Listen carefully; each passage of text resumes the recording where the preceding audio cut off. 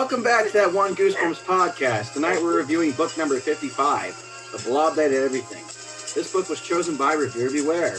Please tell us a bit about the plot.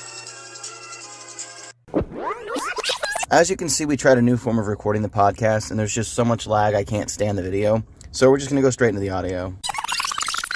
So the plot is about Zachy Beecham. He is an ambitious kid who wants to write a horror story about a distinct blob.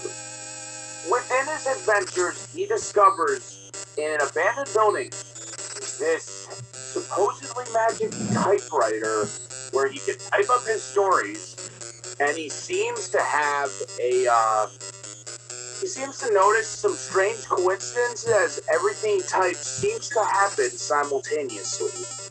It was an interesting book overall. I feel like this was a stronger entry in the series, personally.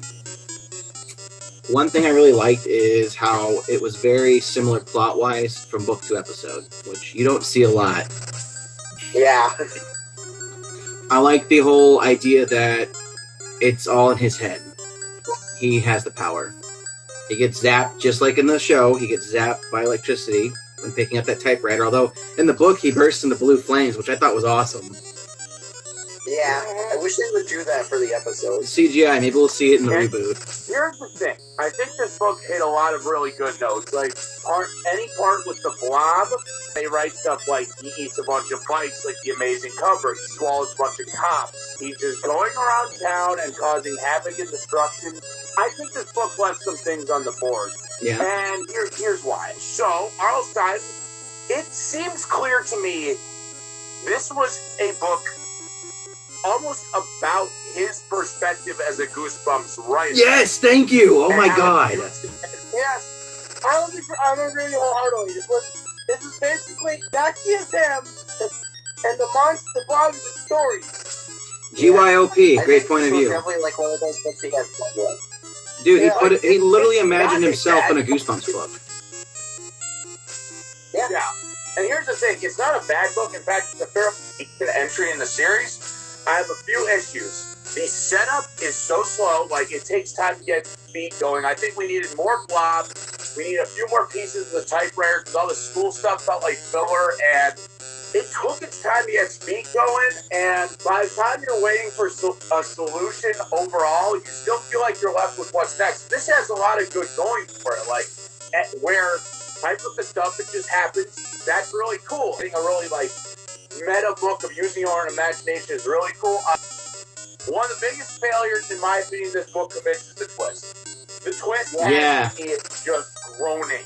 Like, this is everything simply just ends up being inconsequential for the sake of this meta plot twist. And meta works sometimes, but here I'm just like, no. The book took so long to get the ball rolling, and the Blob was really only a huge feature. Like, here's the deal.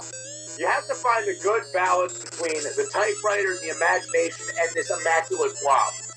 There was way too much typewriter, not enough Blob, and the twist just didn't justify it to me. I feel like this book came up a bit short. Brandon, tell us a little bit about how you felt about the story. So, can I just talk about how I felt when I first read it as a kid? Sure, it's your podcast. When I first read the book, I was like, okay, this is pretty good. And then I was like, where's the Blob? I got halfway through the book, and I'm like, where's the Blob? Like, you keep showing it, you saw him on the cover, you hype him up. There was nothing there for me. I was just like, okay, that's cool. I mean, he's here for hook you up and get there. Yeah, I get you gotta have build up, but there was too much build up, and I was just like, oh wow, yeah. Oh, he's got 20 minutes of screen time. Yay! Because the presence is so good, it didn't balance out its parts. Yeah, it kind of felt like just too much build up and not enough scary monster moment. Like everyone else said. And I always just thought as a kid, I was like, wow. I mean, it's a good book, but man, this is pretty anticlimactic. Definitely. There was... Yeah, if I sound angry, I'm not telling people, guys, this is not a horrible Goosebumps book. It's not even a bad book. I wanted a little more out of it than what I got. Because honestly, like, this was Arlstein's floor to really just knock it out of the park with a book that's almost about his experiences, and it just felt like a flop. The best parts of the book just like passed you by, and you still don't like the twist. I'm not a fan. I just literally thought about it. There's one thing I will always hate about the Goosebumps movie, and that's the fact that they ruined the Blob. They ruined a lot of stuff. Why are we even talking about that? Right. Blob looks like a bunch of vomit strung together. I love that puppet. That's the point. This is one of the best covers in the series. Oh god, yeah. Yeah, The this cover one. is amazing. This one scared me as a child. This is my favorite cover. This is my favorite. The Blob scared you as a child? The cover did. Look at this. I think I had nightmares just now sucking my big dong. Actually, the Blob Day Everyone is actually one of the only exceptions for reprints. Actually, they did a good job on it. It was a good cover, in my opinion. Like, it kind of got the essence of, scary blob monster thing. I agree. It was a good reprint. Can I go next? Yeah, sure. Tell us a bit about what you thought. You thought? I mean, good one. I really liked it as a kid. Thinking about it now, rereading it, not so much. I mean, as Irby said, it's slow to start, and the good part could have passed you by. You're like, was that the good part? That was really short. And then the Blob tying it up, and then the meta ending was crap. So, listen. Here's something I thought was kind of interesting, and this is just my own speculation. That whole real deep meta ending twist where it's actually a Blob writing. Did anyone get like a foreshadowing towards I Live in Your Basement from that? Or was that just me? Yeah. Yeah. Ah. It's funny because Are they in the same universe? They're both blob monsters. Did we just start the Goosebumps cinematic universe? The only other thing I think really worked for it was I feel like the video store choice they made with the episode was a better choice than the grocery store for the book. But in the same breath, the Blob, they ate everything. You eat food from a store, it makes sense. I always love the video store because you can find like Men in Black in the background and Alien and all those horror movies in the background. I guess I remember only one thing in that video. I saw that one too. I think I saw Friday the 13th on the shelf. I think. Anyway, it's stop speculating about what you thought you saw. You totally made me lose my train of thought. You fucking VHS nerd. Oh man, I got square boxes and movies again. I have a boomer TV set up. You are a boomer. Anyway, everything I had to say, you guys already kind of picked that here. Let's get to ratings. What are you guys thinking? Start with Brandon. It's his podcast. 1 through 10, go, buckaroo. I think I'll give it a 7. Josh Wasaki. I'm gonna go with a 5. Josh Irby. I mean, this almost sounds a bit too pessimistic, but I'm giving it a 6. Okay. That's ironically where I'm at, so I mean. Yes, I like the book the most out of everyone. The book just feels like it is trying to fight between two different things and needs to make it work together. Now, if Blob was in it like maybe 30% more, I would give it a 6. Well, overall, this group rating is a 6, so 6. Okay. 6. 9. So it's D plus D. I wish it was just a little better. I want to say that this book's, like many of his later books in the series, suffers from the I've got to turn out a book a month. If he had more time to really think about it, he might have shaved it a little cleaner. Yeah. Because seriously, towards the end, he was just speed writing. I'm pretty sure if there were 64 books in the series, we would have this problem. And I'm not even lying. We would have had like that joke Family Guy where it's a lamp monster.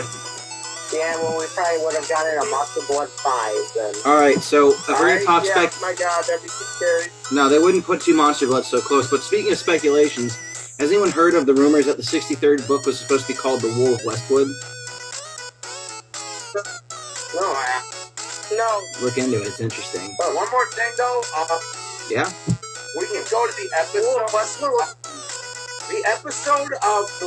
The episode of this one's actually pretty decent. It's solid. I like the whole video store angle on it. But they used the part of building up the typewriter pretty well. They cut out all the stuff that happened in school, which is good. If I had to grade the episode, I'd give it a 7.5. Okay. Yeah. Brandon? I'll go with Derby and go with same score. Josh? I'm gonna go give it a 7.5 too. Well, I'm going to be the weird guy here, and I'm going to give it an 8. I like the episode more than the book. Oh. 7.75. Seems to have more identity as that. 7.75. AK, we're going to round up. That's a B. Yeah. Yay! Still passing. I just think it takes advantage of what it is. It doesn't take itself too seriously. The monster may look like shit, like you said, though, but I really like the monster design. As a kid, I thought that was cool. You know, they actually went out of their way to build a practical puppet, considering so many Goosebumps monsters just didn't get made because of technical issues. And this could have been a really, and I mean a really shitty, I'm talking like Transformers Beast Wars, shitty CGI creature on screen. So thank God they just went practical 80s style instead of being like, well, we could just render the clay. Why'd you have to bring up Beast Wars? You just brought back like PTSD to me. Look at them ugly ass animations. That's why I'm just thankful the Blob didn't get that. They're hideous. This is definitely not a bad Goosebumps book. It just feels a bit incomplete. It's still got a lot of beats to it. True. It is technically Josh Review Inc.'s turn to pick. Now, before you scream the Night of the Living Dummy again, because that's all you were fucking asked to review, we need to find out if Reviewer Beware has done his review yet. Because if he has, we're not doing it. I'm sorry, if he hasn't got his video yet... I've had it filmed. I haven't released it yet. Okay, then we're going to skip over that one. So, Josh, any book besides Night of the Living Dummy? Any book besides Living Dummy? Plus the ones we've already done. So, you got, like, I don't know, 48 books to choose from? Okay, I have a good idea. You want to go to my shelf real quick? Sure. Don't take Wyatt Quick Zombie Goal. No, it's only the 60. We're only doing the OG 62. No. Yeah, that's what I was gonna say. I'm like, Josh. I'm honest right now.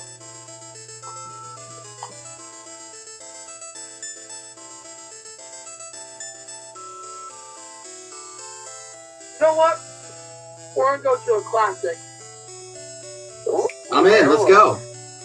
The next episode of that one Goosebumps podcast, we're going to tear apart The Werewolf of Fever Swamp. I fucking dig it. Good choice.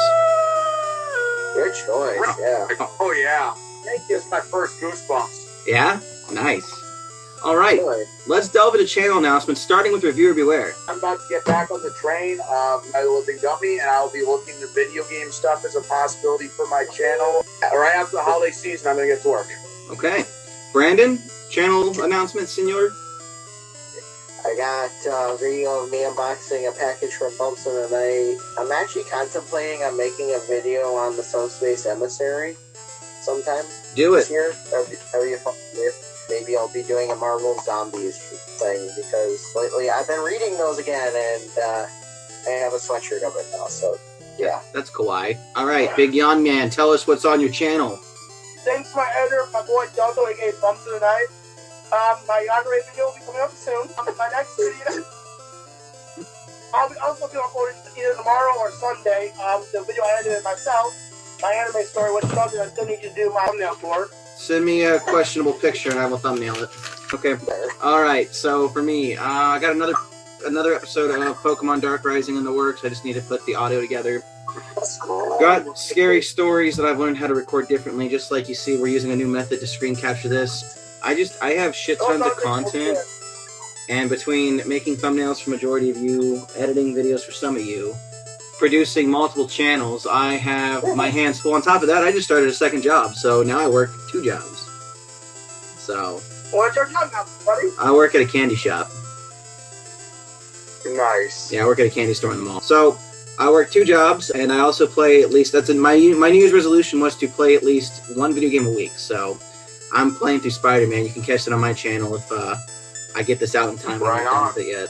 So, with that being said, this has been that one Goosebumps podcast. We hope everybody had a happy, slappy new year, and read more Goosebumps. Yeah. Welcome. Yeah, do it.